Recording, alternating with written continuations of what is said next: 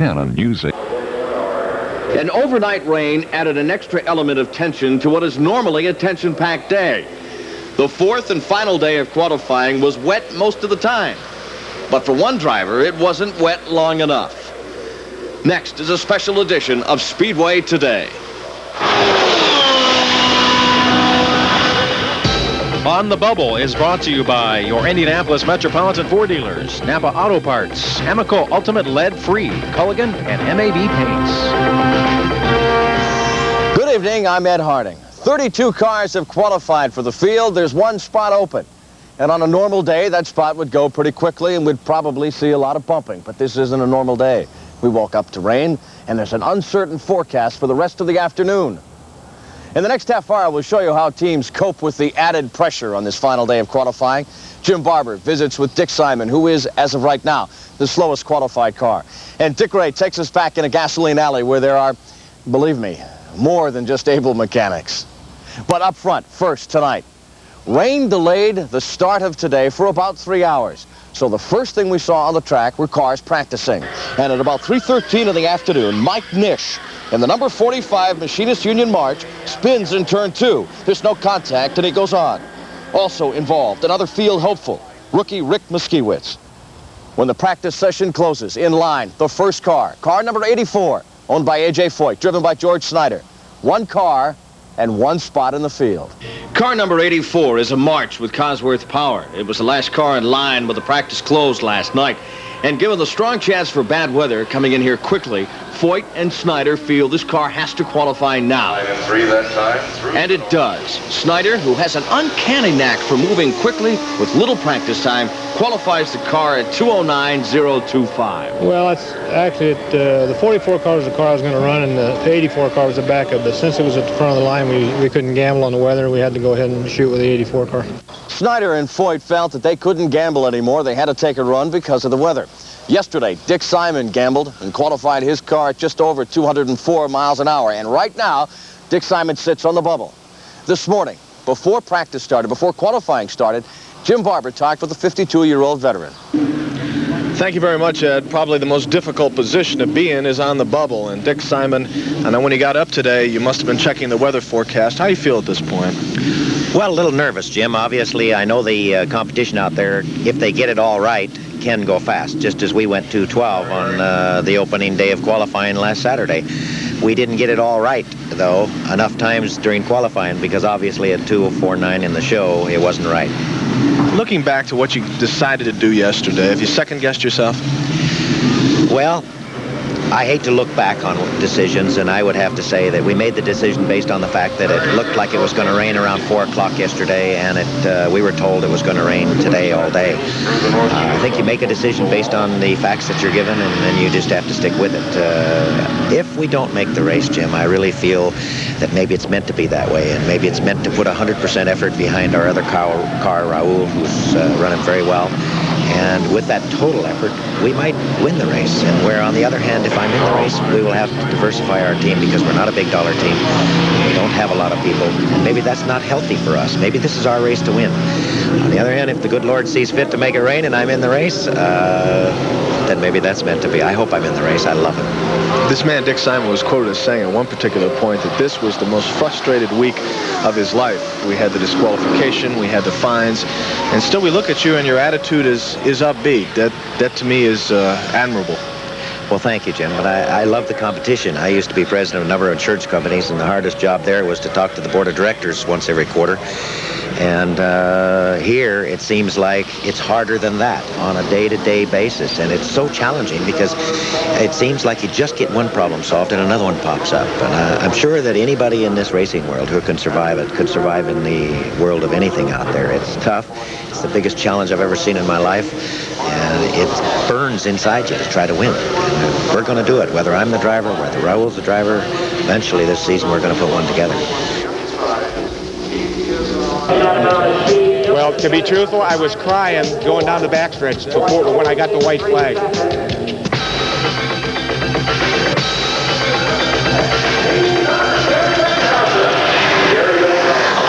This is the challenger to Simon's spot, Gary Bettenhausen, Tony's brother. Gary's raced here 14 times, most recently way back in 1982. It's been quite a while between races for Gary.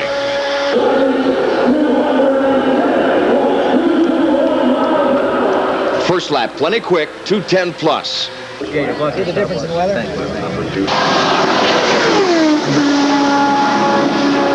Next lap, another 2:10. And that second lap is just a tick slower, 42.827 seconds. The final 2 laps are a little slower, but still plenty quick. Gary Bettenhausen qualifies at 209.756 and bumps Dick Simon from the field. This might be the good Lord's way of saying, Richard, you got a chance to win it with one car. Since Raul's in there solid, let's go with him today. And on race day, I think that's exactly what we're going to do, is go after a win. Well, to be truthful, I was crying going down the backstretch when I got the white flag. I had tears in my eyes. It was a little difficult to see. I think that was probably my slowest lap, wasn't it? Tears of joy for Bettenhausen, tears of disappointment for Dick Simon. Also sharing in the disappointment is Derek Daly. He got into this ride late. It's the one that Herm Johnson vacated. Daly managed speeds in excess of 208 in practice today, but time and Mother Nature never let him finish the run, never let him challenge Jeff Brabham. With Daly on the track, the rain came pouring down, the run was stopped, and the field was full.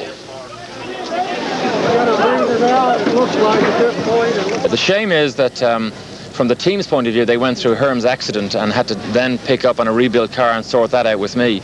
And really, we just ran short on time. Now, the winner of all this weather, the beneficiary of the rain, if you will, is Jeff Brabham. He was next on the bubble. How's handling this emotion, Jeff, this tension over here? Possibly at 6. Brabham was referring to the 6 o'clock closing time when it would be certain he would race next weekend. That came, that passed, and Jeff Brabham stays in the field. Staying in the field, too, is Chip Ganassi. He was third in line to be bumped. His team, as a result of his survival, has 3 cars in the field. When we spend our days covering the Speedway, we spend a lot of time with drivers and cars. But we can't overlook perhaps the MVP of the operation. In this case, it might be the team manager, Andy Konopinski, because, Andy, you've had, what, you've got 3 cars in there, and then as of 2 o'clock in the afternoon, you're going to try to put Mike Nish in there. You're going to try to go 4. That's correct. What do your duties entail? What kinds of things keep you busy? Well, I oversee the whole operation, purchase parts, hire drivers, mechanics, and so on, and see that everything comes together in a team effort. Do you sell programs too, or what? Yeah, we sell programs, hats, T-shirts, anything. I negotiate with sponsors to help support our racing effort and so on. You were critical, I would assume then, based on your job description, behind the purchase of the 86 March for Johnny Parsons, were you not? Yes, I was. I made the decision. Yeah. How did was that a difficult decision to make, or was it one of those, we want to put the car in the show, this is the biggest show we perform in, and this is what we have to do? Well, we're a pretty conservative team, and economics come into the picture, and Roger Penske and our team has had a long working relationship, and he really gave us a super deal that we couldn't pass on. You know, you have to be the envy of everyone else in this gasoline alley area that hasn't gotten their car either up to speed or into the show yet, because you've gotten a fine piece of equipment there. Yes, we certainly did, and we got 2 engines with the deal, 2 new ones. How can you focus your attention on everyone? I mean, you have right now 3 drivers you have to divide your attention between, and if Nish can make the field, you'll have a 4th one you'll have to divide your attention between. Well, we have excellent personnel. We've had the same chief mechanics for 3 years. They know the business. Mark Bridges was trained under George McNaughty, who holds all kinds of records here at the Speedway. Our people love what they're doing. They work 18, 20 hours a day, doesn't bother them. They think that's what we're supposed to be doing. We took a car back to the shop on Monday night and put a new tub and all 86 bodywork, and you can hear it running in the background. It has a lot more horsepower engine there, and we're hoping to get Mike Nish, who we know can run 211. He did that last week in AJ's car.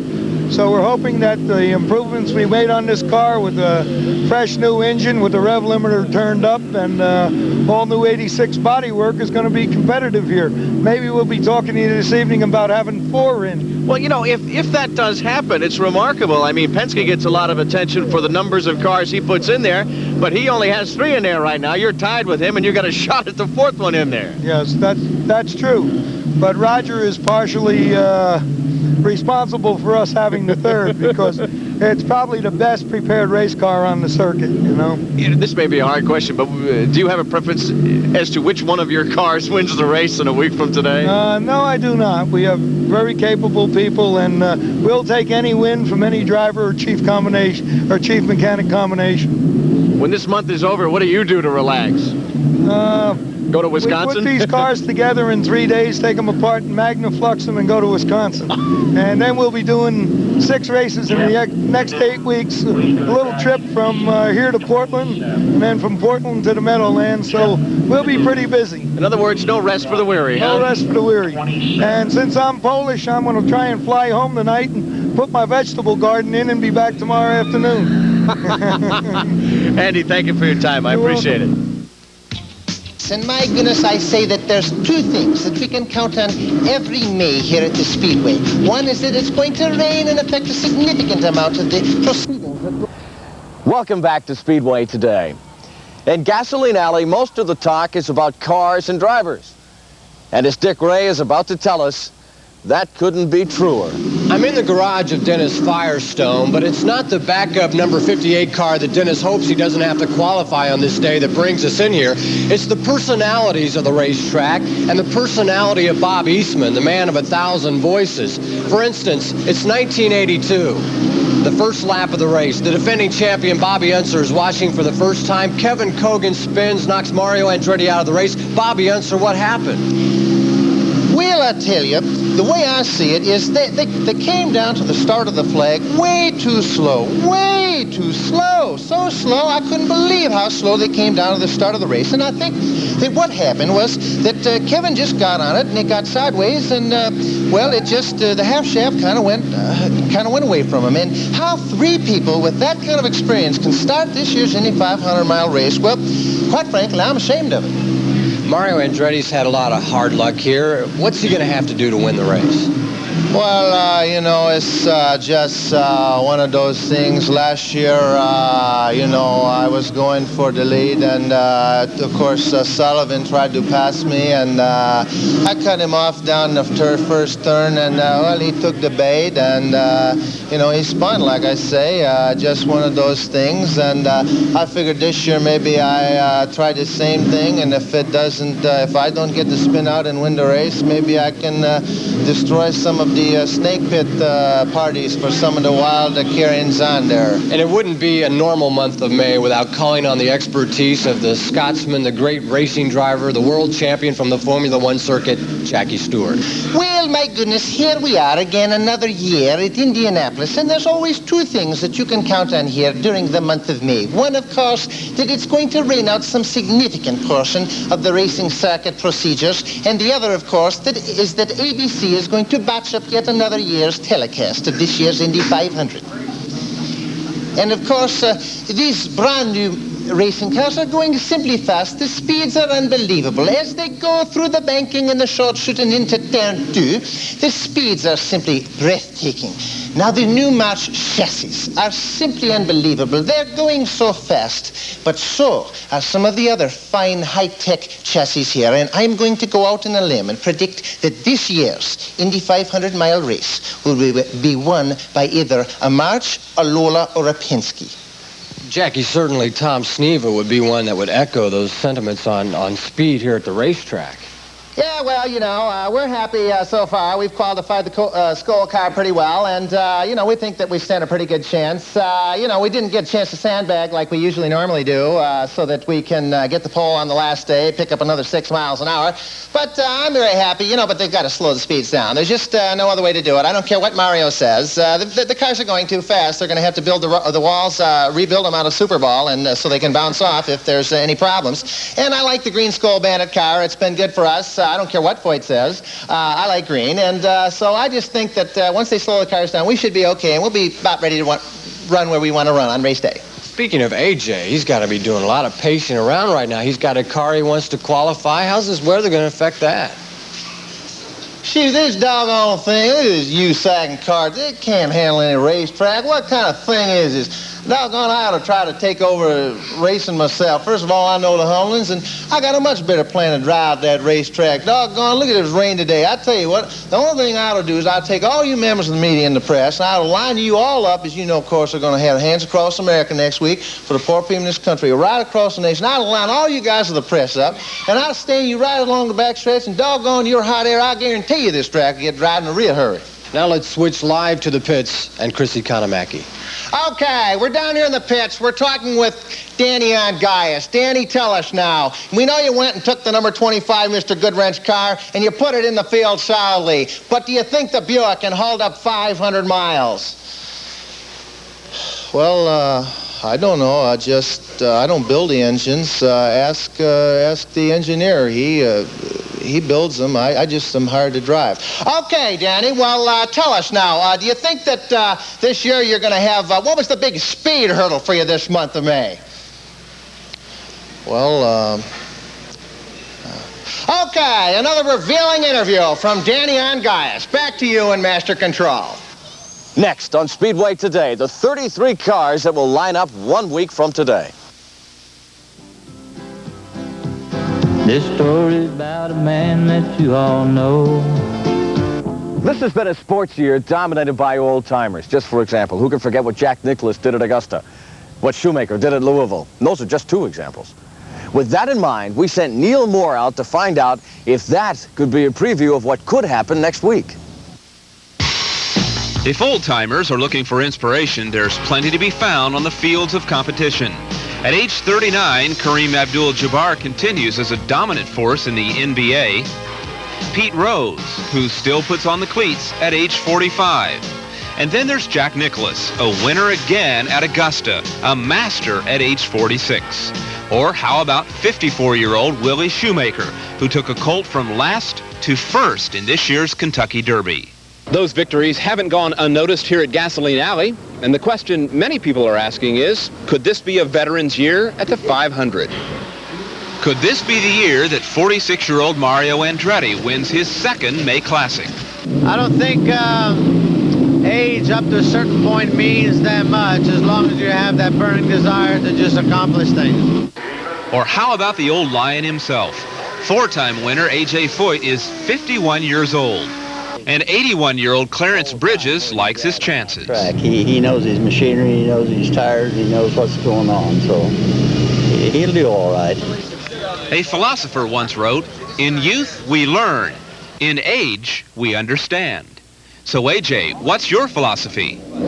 I don't hear that about the old time. Well, I know. But 10 years ago, the King had this to say about retirement. I would like to race another maybe 2 or 3 years I've got, but you never know in racing. You know, you can get hurt real easy, real quick, and if something like that happened, I probably would hang it up. Obviously, AJ hasn't hung it up. It was 9 years ago that Foyt last won the 500. Mario hasn't pulled into victory lane in 17 years. But 73-year-old George Worden says veteran athletes stay competitive because of one important factor. The experience they have learned is paying off for them. And a couple of years doesn't make a bit of difference. Experience, desire, and the comeback examples of Nicklaus and Shoemaker. Could this be the year of the old-timer? Well, I hope it's a good omen, yes. I think I'll take that. And for AJ, this French proverb: 40 is the old age of youth. 50 is the youth of old age. This story's about a man that you all know. He worked real hard, but still had far to go. This is Neal Moore for Speedway Today. Foyt just might win it. He had the 5th fastest qualifying time. Speaking of time and qualifiers, here's how the 33 cars line up. Row 1 is Rick Mears, Danny Sullivan, and Michael Andretti. In row 2, it's Bobby Rahal, Mario Andretti, and Al Unser Sr. In the 3rd, it's Kogan, Sneva, and Guerrero. Row 4 is Al Unser Jr., Ed Pym, and Emerson Fittipaldi. In the 5th, it's Rutherford, Lanier, and Carter. In the 6th, Moreno, Villeneuve, and Ungaius. In row 7, Jose Legarza, Tony Bettenhausen, and Harry Lyondike. In row 8, Dennis Firestone, Jeff Brabham, who survived today, and A.J. Foyt. In the 9th, it's Raul Boisel, Scott Brayton, and Phil Kruger. In the 10th, Ganassi, Crawford, and Vogler. And in row 11, it's Parsons, Gary Bettenhausen, and George Snyder. That wraps up our special qualifying shows. 1 week from tonight, we'll have a special 1-hour show wrapping up the 500-mile race. Just like the drivers, it would be impossible to put all of this together if we didn't have the greatest in support help. And we here at Channel 8 Sports feel that we do. So, as a team, we would like to say goodnight. Or shall I say, we would like to say Auf Wiedersehen.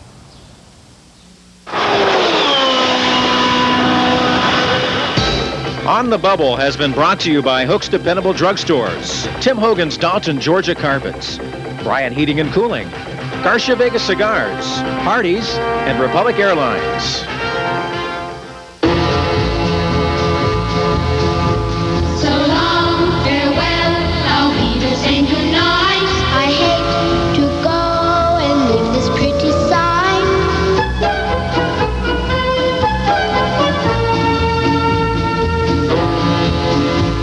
So long, farewell, Auf Wiedersehen, goodbye. I leave and leave a sigh and say goodbye.